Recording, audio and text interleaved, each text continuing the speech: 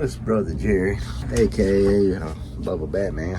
It's early October, first week of October, and walking out on the back deck now and gonna head down here to my shed and get some seed and fertilizer together, load in the truck, and gonna carry it up to the club tomorrow and do some planting. Meet me and my brother and Mr. John, and we're gonna get the seed ground cut up and get the seed in the ground.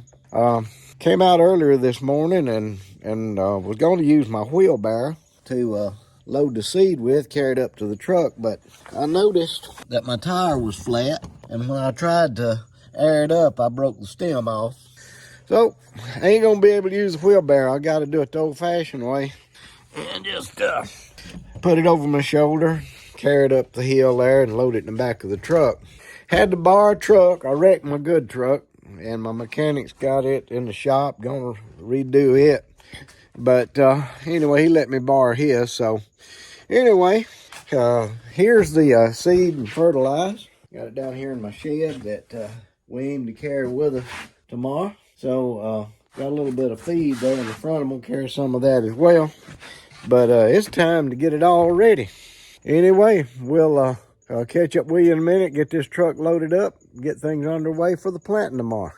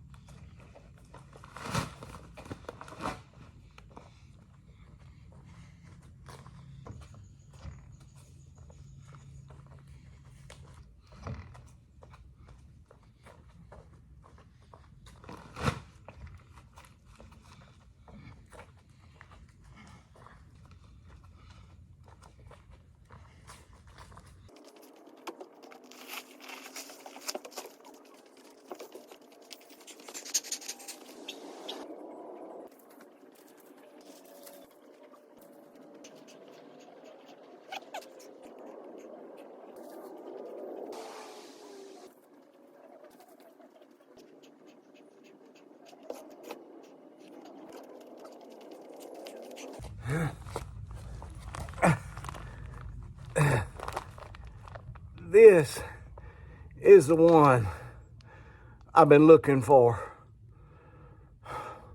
I found it. It's the last one. I'm gonna go put it in the truck if you want to walk with me over there. Oh my goodness. You know, there was a song I remember came out back in the 70s. It was called The Things We Do for Love. And that song was ringing in my head every step I made with all these bags of fertilizing seed this morning. Man, I'm getting too old for this, but my Janie, I got it done. And there's the truck. Got it all loaded up, ready to go. Let me put this last one up there. I think I'm gonna have to get, by the way, I'm putting a little plug here for a couple of my buddies. They've got their YouTube channel called The Rake Straw Boys. And known that family a long time, since them boys were just little bitty fellas. Matter of fact, it's Jeremy and Thomas. Jeremy, the younger one, he calls me Uncle Jerry, and I call him nephew. We ain't no more kin than me and you are, but in our hearts we are. But they doing a great job with their YouTube channel. They even last week let me come up and do one with them and give me a plug, so I want to plug for them. They got a great thing going.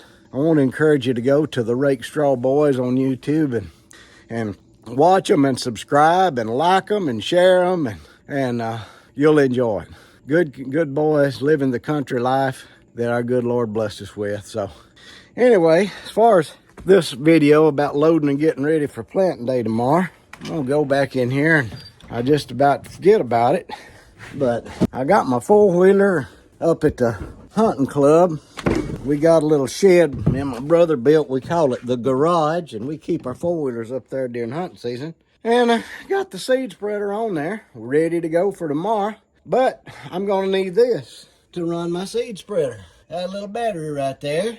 I'll set it in the back rack and crank that thing up and let it throw the seed and fertilizer all over that disc ground that my brother cuts up for me. And while he's doing that, I'm gonna ride into one of my bow spots and check it and see what kind of deer signs coming in there. Cause I plan on doing a little bow hunting while my food plots are growing down in the woods. But anyhow, for right now, this is a very tired old Bub Ba BATMAN, aka Brother Jerry. And we'll take up the rest of this tomorrow when I get up there with my brother and our friend John and start planting and getting everything ready. After the rain we had earlier last week, the ground ought to be just right for planting. So anyway, y'all take care. God bless you, and we'll take up with you tomorrow. This is Brother Jerry out for now. Well, good morning. And it is morning. I'm heading straight into the rising sun this morning, right heading due east. And that sun is bright in my face. But anyway, as fate would have it, did not get to film the planting of our big plots up on the hunting club yesterday. But I'm heading over here to back on my old stomping ground across from Brother's house behind my cousin's, aka Robin's, to plant a little plot there. I call it the meat hole. And Brother came back home yesterday, and like I said, he lives right across the road, and he disced up that little plot. It's not very big, but it brings up a lot of deer right there behind cousin's house. It's an old garden spot. And anyway, I got a little shooting house there and a little plot. Anyway, and also feeding is legal in this county. So I got me a little feeder set up. I'm gonna get it going. But anyway, gonna tackle that this morning. We'll try to do a little bit of filming and let you know how that goes. But anyway, we're en route right now. We'll take it up when we get there, and hope all of you have a really good morning. And it's a beautiful day. October morning, about 65 degrees. Good day for working outside. Hope I can get it done because it's supposed to get up to nearly 90 today here. All right, later. Well, we got the four-wheeler unloaded, and I'm gonna go down here first thing with the four-wheeler and carry this ladder and my weed eater and see if any grass needs to be taken out before I start hooking up to the four-wheeler disc and going over what Brother did with the tractor. Anyway, we're gonna ride down there and see what's going on.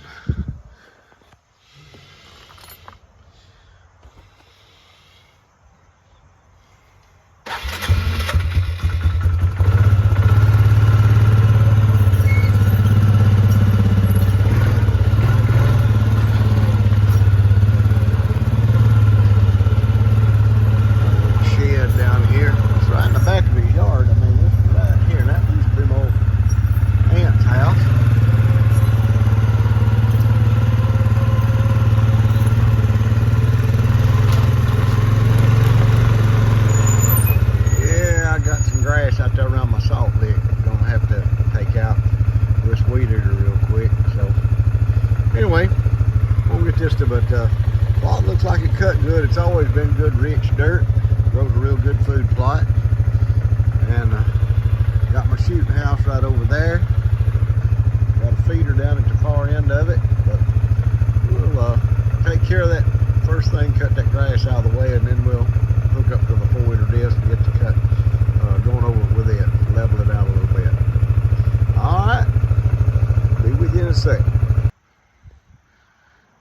Confound it, little brother.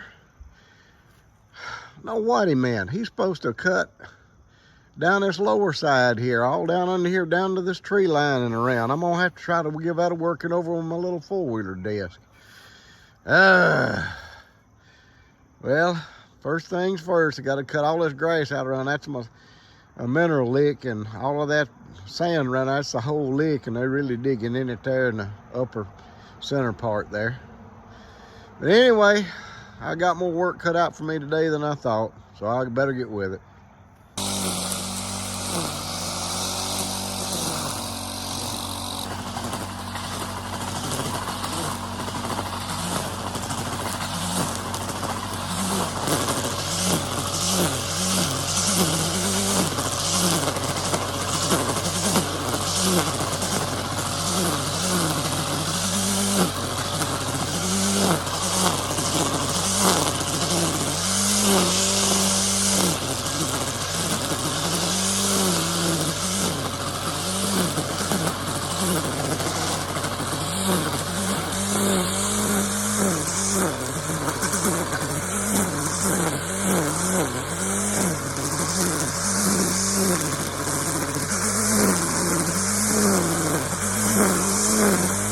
and get it to die.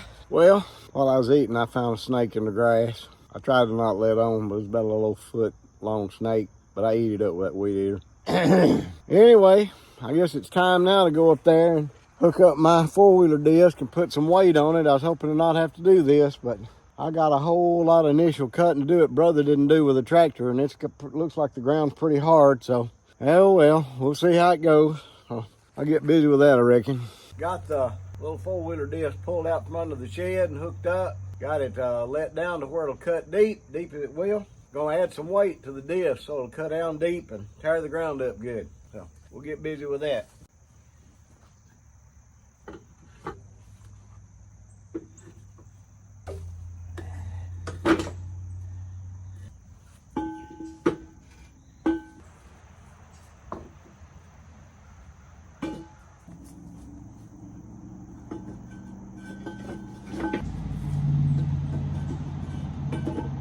Got that done, and little disc is loaded down pretty good.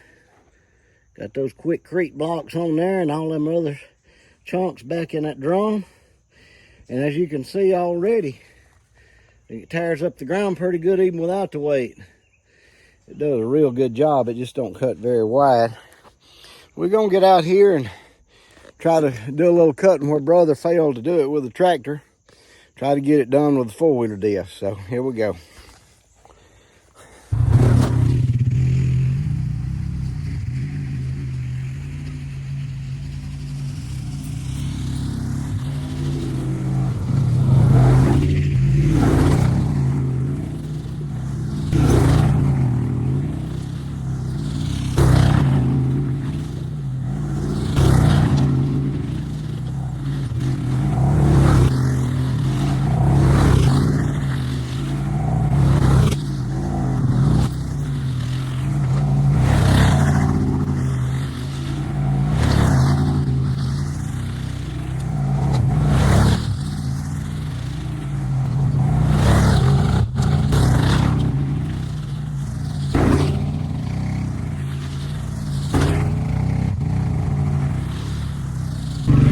Now that's the way food plot supposed to look like.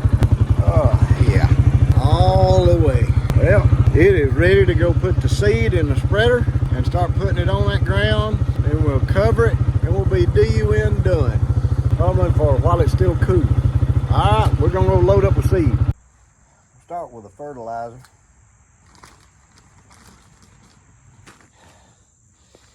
Yesterday up to main plots, we had a real problem with the fertilizer. It must have been sitting in the warehouse at our supplier for many months. It was in big old clods and clumps clogging up our spreaders. So I've tried to bust it up as best I could so that it'll feed through the bottom of the spreader and not clog it up. Otherwise I'll have to be stopping along, I probably will anyway, and clearing it out, make it work right. But anyway, we'll give it a shot.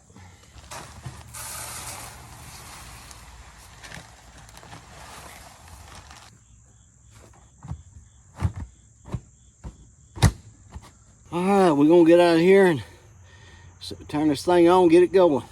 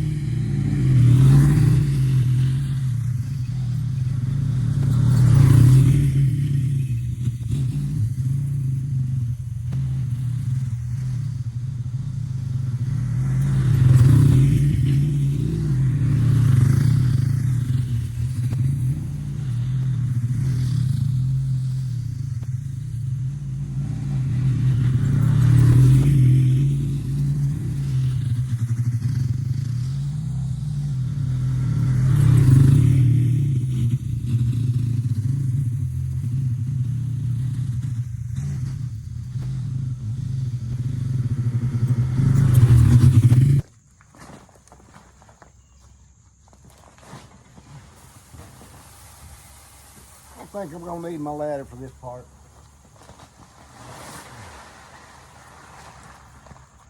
Basically use, main ingredient is this Rackmaster Pennington food plot mix.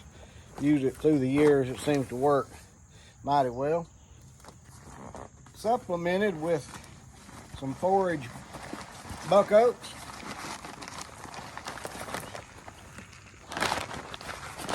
Or buck forage oats.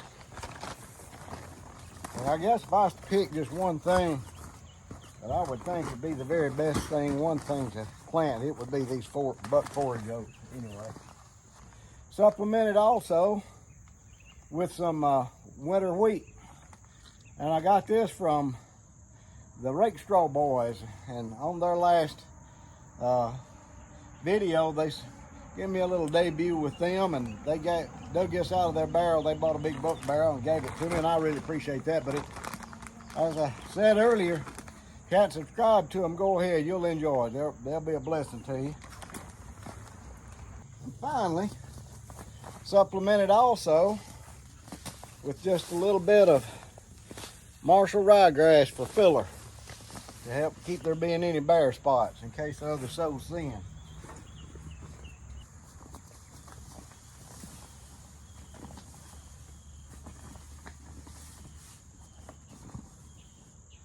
When I get done spreading this and then covering it with that little disc, last thing I do is I got some winter rape and a purple top turnip seed in here. It's about half full. I go right down, primarily down the middle, and throw it out for some leafy forage for them, and especially in cold weather, if they eat the other down, if there's this left, they'll come out and eat it after it's froze and cold. Anyway, we're gonna get in here and start spreading this seed on top of the ground and get that much more done.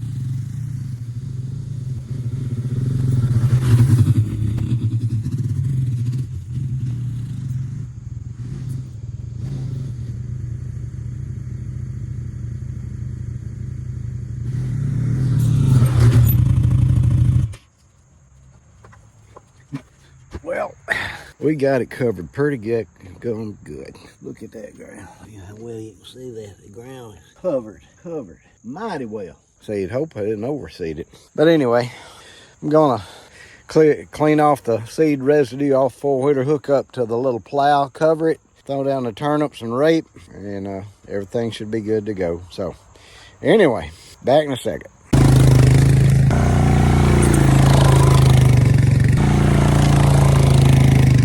The seed is covered. I'm gonna put out some winter rape and purple top turnip seeds, little seeds. Don't have to cut it in, it just settles into the soft dirt. Get this done, go down there and load my feeder and put my motor on it. We'll be good to go. Here we go. Just take us a little tour here. Look at the field plot. Did really good. Walk down here, start my camera back up. Turned it off while I was doing all this work. Getting one bunch of pictures of me on my 4-wheeler. But turn that back on. All right, got a brand new card in there, ready to go. We'll see what's continue to come in here. It's aimed right up there at my lick. There's the lick. It's been dug down through the years. A lot of deer been right in there. I'm going up here, gonna get my feeder up and going. And I don't know if you can see it down there in this bright sunshine, right there beside Robin's shed, aka Marty, her cousin. Got a little shooting house, and then I got this feeder. I'm gonna put that feeding unit on it, bring that ladder up here and put some corn in it, and we'll be good to go. All right, we'll do that. Be right back in just a minute.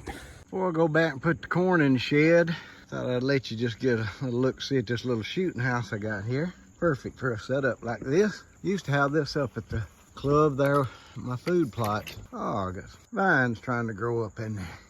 My goodness. Got some cushions under there, put up there in that little bench seat. But, holy dog, got a vine growing up there through the back. I'll have to get out of there. Anyway, I sit right here and hunt this little food plot. And it, as I said on the way over here, it is legal to hunt over a deer feeder in this county. And so I set up a plot and a feeder. And even though it's just close to the houses and stuff, the deer slip up out of these woods, these deep hollers. It drops off into China down through there. Killed a bunch of deer here. Haven't killed any trophies, but put a lot of meat on the table right here. Anyway, we'll go put the corn in the feeder here in a second.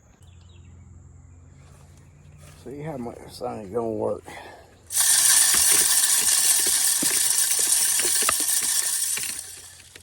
That's just right. All right, set to go off here just once a day at 4 o'clock in the evening. Or actually 5 o'clock this time. It'll be 4 o'clock when our time changes. But that's a plenty. It's gonna last a long time. Puts out enough corn to keep deer coming every day.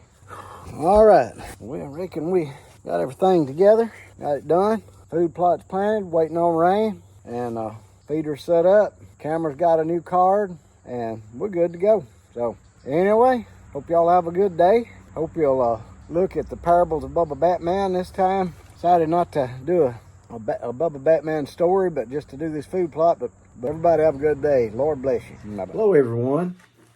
Well, we finally got our food plots planted. And as you just saw, we got the one planted behind Cousin's house. That is Marty, or AKA Robin. And the two big plots up on our hunting club. Sorry we didn't get any footage about that. But anyway, I still wanted to come today with you with a parable and Bub Ba BATMAN's away fighting crime, and hopefully he'll be back to tell a story with you next time. But I wanted to share with you from the parables of Jesus himself, a story that relates highly to the video you just watched about sowing seed. You see, Jesus told a parable himself called the parable of the sower. And in Mark chapter 4, we're going to read in just a moment, verses 1 through 9. And then the explanation of that in verses 13 through 20. But first of all, Mark 4, 1 through 9. Again, Jesus began to teach by the lake.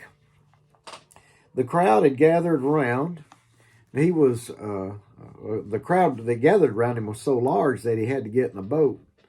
And he sat in it out on the lake while all the people were along the shore at the water's edge.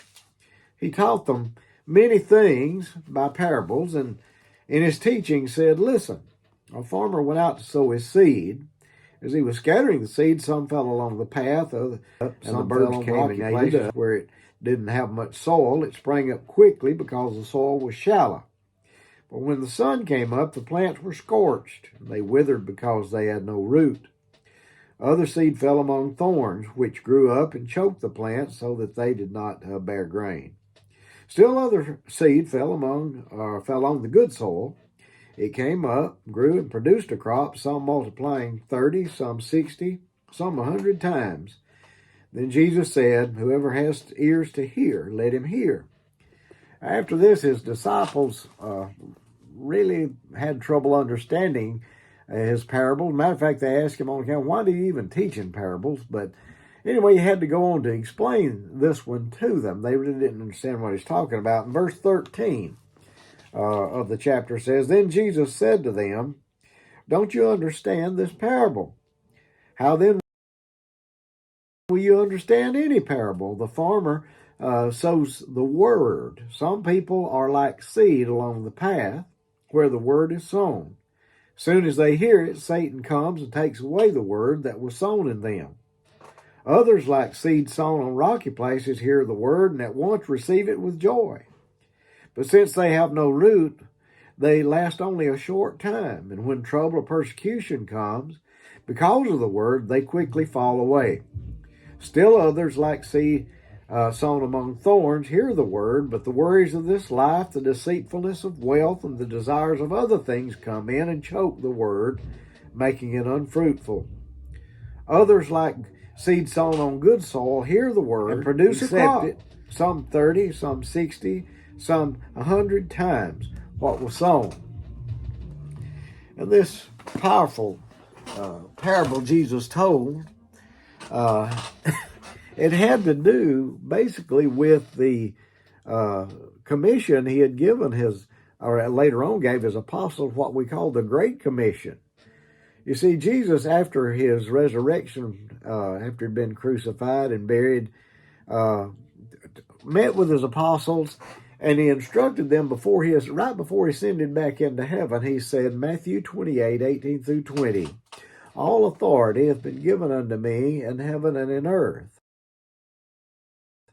As you go into all the world, make disciples of every creature, teaching them to observe all things whatsoever I've commanded you, and lo, I'm with you always, even to the end of the world. Jesus commissioned his apostles and commissions us to basically to sow the seed of his word and to make disciples of everyone we come in contact as we live our lives out in this life. But a problem we run into as we try to sow the seed of God's word is reflected in the parable we just read a while ago, because of the various conditions of people's hearts. Some thorny, by the wayside, stony, some good. And just like it is with planting my food plots, I have found that the number one thing we must do before we ever throw a seed on the ground and expect it to grow is prepare that soil so it'll receive the seed. And a lot of people don't understand that in evangelism or in making disciples of others that we come in contact with, we have to do that with people's hearts, or they'll never receive it. Well, on those food plots that I planted just recently, the one behind Cousin's house, well, it didn't need much work at all. It's an old garden spot that's been cultivated and planted and fertilized, and it's just good, rich soil that very little have to do to it. Just cut some of the weeds out, disc it up, and plant it, and throw some more fertilizer on it, and it'll grow.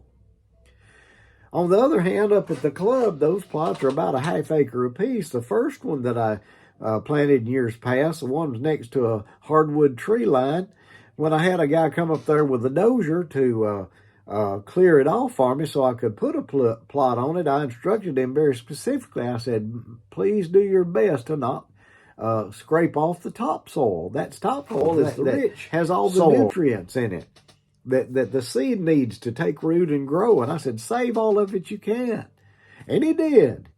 And that food plot doesn't take nearly a lot of work. It's like the garden spot behind my cousin's house. It's good, rich, dark soil with all the nutrients, and I just have to clear the weeds off and cut it up and plant it and grow, and it does well with very little effort. Very receptive, very productive. But then on the other plot, on the other side, when it was cleared, it ended up it was a loading pad for the lumber company when they cleared the land around, and they had scraped off all that topsoil. So I've had to try to go back through the years and build it back. I've had to put lime on it and cultivate it, and I had to go through it and get all the rocks out of it, and just a lot of work involved before I ever got it in a condition that it would receive the seed and grow a crop. But now through years of labor and effort and cultivation, it'll grow as good a plot as those other two, and it does very well. But the same way with people's hearts, I found that as we go through our lives and live in this world, that people some are very receptive and others just have no interest in it. Made it my goal to try to help those people who are more hard-hearted and the soil of their heart's not really prepared, to prepare that soil. Well, the way we prepare, you say, how do you do that? The way we prepare the soil of people's hearts, then the best way I know of is to show them that we love them and we care, that we're concerned. And, Paul said in Ephesians chapter 4, verse 15, that we should speak the truth in love. In Galatians 6, 1 through 6, as we deal with people, he said we should always go to them in a spirit of meekness. and humility, and realize that we're sinners saved by grace as well. I remember I went to a workshop or a lectureship at a Bible college, the seminary that I attended, and one year it was about what's called the theme was a friendship evangelism. And I learned a lot that week, and it's been the most productive way to evangelize is to just become a friend and to show people you care. And in time, when you show them that, you prepare the soul of their hearts through love and compassion and caring. Cliche. You see, like the old said, people don't care how much we know until they know how much we care. That's just the truth. So we love people and we show them tenderness and kindness. And if someone knows beyond any doubt that we truly, genuinely love them, well, then their heart will be receptive to whatever we have to tell them. My father-in-law told me a story one time that illustrated this point perfectly. He said a man went into a pawn shop to buy a shotgun, and the man behind the counter that owned the shop could tell he was very angry. And he said, "I want to buy a shotgun." Man said, "Well, really, sir, it's really not any of my business. But before I sell you this gun, I'd really like to know what you're going to use it for." He said, "Well, I don't mind telling you." And man, he was so mad he didn't care what he's saying. He said, I'll tell you exactly what I'm going to shoot a preacher with it." He said, "Now, wait just a minute here. What in the world's going on? Why in the world would you want to shoot a preacher?" He said, "Well, my wife been after me all these years to go to church with her. She just kept on. Finally, I gave in. They were having a revival down there, and I sat down in that pew and ripping and raring and going back and forth and pounding the pulpit. And finally, he got down out of the pulpit, walked right down in my face, and pretty much point blank looked me right square in the eye and told me I was going to hell." He said, "I'm not putting up with that. Nobody's going to stand and play God over me and condemn me straight to hell." He said, "I'll show him exactly what I'm about." But anyway, the man behind the counter calmed him down and kind of talked him out of it. And even though he lost a sale that day, he thought he might have saved a life. But anyway, about 3 years later, that same man came back into his pawn shop, and he remembered his face. But this time, he wasn't angry, and he seemed to be in a good mood and smiling and happy. And the guy just made a joke of it and said, "Well, you're in here to buy a shotgun. You might want to shoot another preacher or something." And the guy just laughed and said, "Well, actually, I am in here to buy a shotgun, but and it does have to do with a preacher, but I don't want to shoot him with it. I want to give it to him. He likes to hunt, and I want to give him a special gift." He said, "Well, my goodness, that's quite a change." He said, "What in the world did this preacher tell you that made you think so much of him?" He said, "He told me I was going to hell." And the man behind the counter said, "Well, now listen, that other preacher told you exactly the same thing, and you was ready to shoot him. Why are you so why does that mean so much? You want to do such a deed of kindness to this preacher?" And he said, "Well, sir, you see, that first preacher, when he told me I was going to hell, it looked like it just tickled him to death just to be able to point that out to me, and it angered me terribly. But," he said, "this man, when he told me that I was going to hell, he had tears running down his face, and he could tell it just ripped his heart out. And it got me to thinking about my soul and the fact that man loved me enough to try to tell me that and care about me. It meant I obeyed the gospel that night when he told me that, accepted Christ as my Savior, and I just want to give him this special gift." You see, love, genuine love and caring prepares the soil of human hearts. And if we genuinely love people and we really do want to see them in heaven, and we take all the effort and put all the effort we can into that and take all the time we can to prepare their hearts through love and compassion, then we can win their soul for Christ. We can make true disciples, and then they can carry that on and do the same with others. Well, anyway, that's our lesson for today, and the parable that we note is taken from the parable of Jesus himself from Mark chapter 4.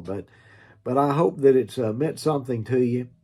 And And I hope that as we that you'll realize how much God loves you, and He wants you to be His disciple, and He wants you to realize that He doesn't want you to be lost.